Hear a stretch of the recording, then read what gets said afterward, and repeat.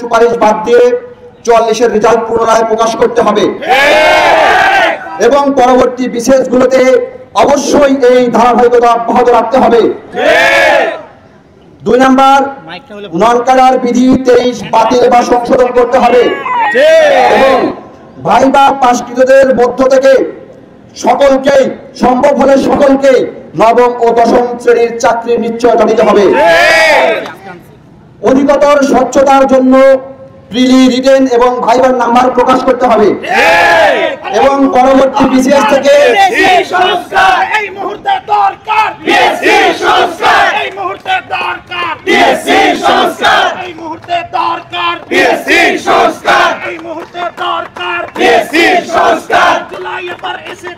জুলাই আবার এসেছে তারপরে হচ্ছে এবং পরবর্তী যে সকল বিসিএস এর লিখিত পরীক্ষা অনুষ্ঠিত হবে সেই সকল বিসিএস এর খাতা পিএসসি তে বসে মূল্যায়ন করতে হবে এবং চলমান সহ পরবর্তী বিসিএস এর ভাইবার মার্ক সর্বোচ্চ 100 করতে হবে। 4 নাম্বার, প্রয়োজনীয় প্রস্তুতির জন্য স্পেশাল বিসিএস সহ সকল বিসিএস এর পরীক্ষার জন্য একটি যৌক্তিক সময় দিতে হবে।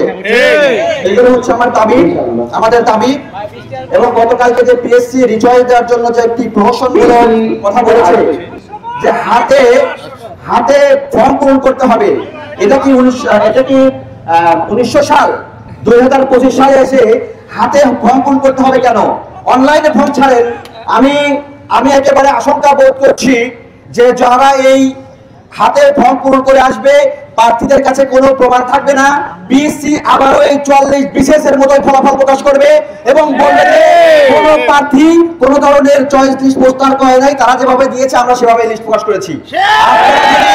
আপনাদের স্বচ্ছতা রাখতে চান, জবাবদিহিতা নিশ্চিত করতে চান, তাহলে অনলাইনে এর কার্যক্রম দেন।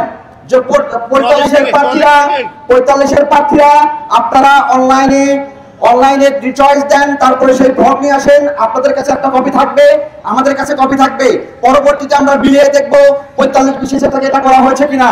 আর 44 বিসিএস যেহেতু এই ধরনের সুযোগ এখন কোনো নেই, তা আমি বলবো পুনঃসুপারিশ এবং লোয়ার ক্যাডার এগুলো চিহ্নিত করে সবাইকে বাদ দিয়ে এবং নতুন যে সকল পোস্ট জনপ্রশাসন এসেছিল 870টি সেগুলো সহ 44-এর রেজাল্ট পুনর্মূল্যায়ন করতে হবে।